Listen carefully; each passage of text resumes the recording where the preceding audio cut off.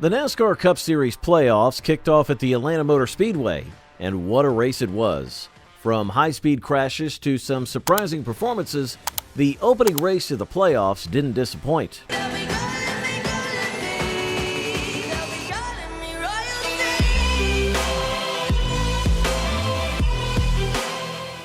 Let's break down the race and discuss the key moments that defined it. The first big moment of the race came early in Stage 1. Kyle Larson, who was one of the top playoff contenders, had a shocking incident.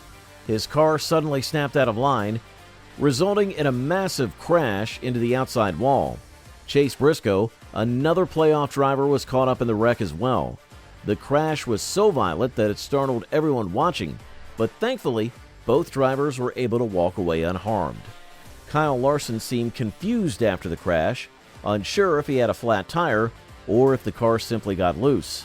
Either way, the result was disastrous for Larson, as it marked his 5th DNF in the last 6 races at the new Atlanta track.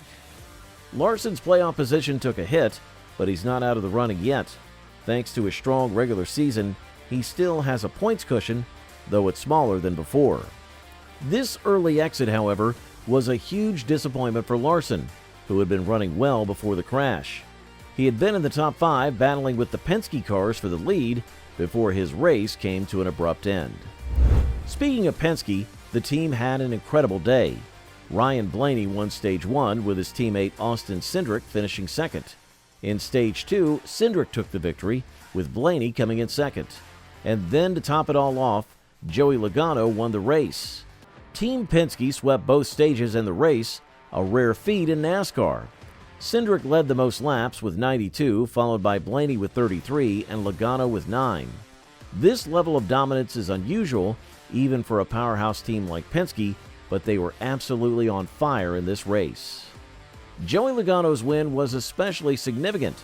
It was his second win of the season, and it locked him into the next round of the playoffs. Last year, Logano made history for the wrong reasons by becoming the first defending champion to be eliminated in the first round of the playoffs. This year, he's made sure that won't happen again. Logano is now safely through to the round of 12, and his performance at Atlanta showed why he's a 2-time champion. Austin Cindric, while not a contender for the win late in the race, still had an impressive day. He led the most laps and won a stage, showing that he's becoming a force to be reckoned with on superspeedway tracks. Cindric is the Daytona 500 winner, and he's now led 10 or more laps in all 5 drafting track races this season. Although a slow pit stop at the start of the stage 3 set him back, and he couldn't work his way back to the front as efficiently as his teammates, he still finished in the top 10, which is a solid result for him. Now let's talk about the Toyota teams, who had a rough day at the office. Denny Hamlin, Martin Truex Jr., and Ty Gibbs all had to start at the back of the field due to technical issues before the race even began.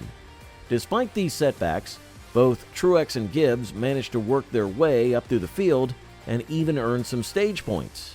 However, Denny Hamlin struggled throughout the race. His car was loose, and he never seemed to find any pace. According to reports, his average running position was 30th, which is uncharacteristic for Hamlin, who is usually one of the best drafters in the Cup Series. He finished the race in 24th, which was the best he'd ran all day.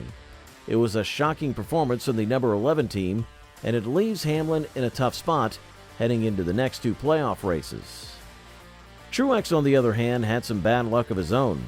After working his way up through the field and earning stage points, he was caught up in a late race crash that destroyed his car and knocked him out of the race.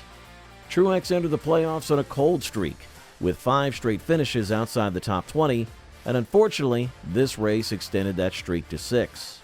He's now in a deep points hole, and while he's not out of the playoffs yet, he'll need strong performances in the next 2 races to stay in the hunt. One driver who flew under the radar during this race was Alex Bowman. He didn't lead any laps or win any stages, but he finished 3rd in both stages and earned a huge number of stage points. Bowman's consistency throughout the day helped him secure a top 5 finish, and he's now sitting in a good position in the point standings. Bowman is a decent road racer, and with Watkins Glen coming up next, he's in a good spot to advance to the next round of the playoffs. Daniel Suarez also had a fantastic day. He finished second in the race, and that's now his 5th finish of 6 or better in the 6 races at the new Atlanta track.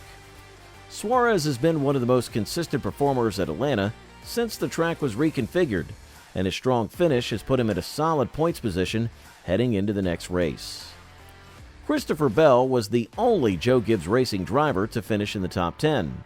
Bell had a quiet but solid race, and unlike his teammates, he didn't have to deal with any technical issues before the race. Bell's consistent performance has helped him build a decent points cushion, and he looks to be in good shape to advance to the next round of the playoffs. While we're on the topic of strong performances, it's worth mentioning Kyle Busch. He's not in the playoffs this year, but he's still making some noise.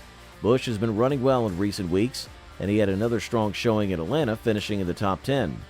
It's clear that Busch hasn't given up on the season, even though he's not competing for the championship. The race ended in overtime, which has become a common occurrence in recent weeks. John Hunter Nemechek's late spin set up the overtime finish, and when the green flag flew, the Pensky teammates of Logano and Blaney were on the inside, with Trackhouse Racing's Daniel Suarez and Ross Chastain on the outside. Suarez lost his drafting help when Chastain slid up the track, and that allowed Logano to take control of the race. Logano, who is one of the best at closing out races on superspeedways, didn't relinquish the lead and took the checkered flag. In racing, especially in NASCAR, strategy and teamwork are just as important as raw speed. The dynamic between drivers and their crews plays a huge role in determining the outcome of each race. Every pit stop, every adjustment, and every decision made on the track can make or break a driver's chance of victory. At the Atlanta race, Team Pensky showed how all these factors come together to create a winning performance. In NASCAR, success also depends on adaptability.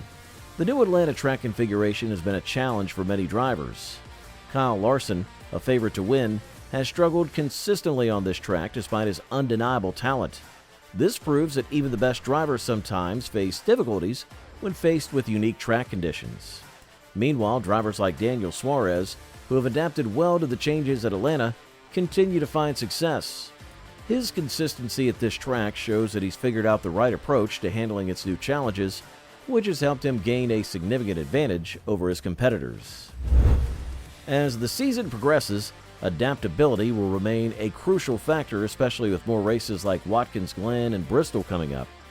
Teams will need to stay sharp, make the right calls, and continue to adjust to the ever-changing conditions if they hope to keep their playoff hopes alive and move closer to a championship. As for the drivers who are safely through to the next round, Joey Logano can breathe easy knowing that he's locked into the round of 12. His Penske teammates, Ryan Blaney and Austin Cindric, also have solid points cushions, so they're in good shape as well. So that's all we have for today's episode. As always, don't forget to give this video a like and also smash that subscribe button while you're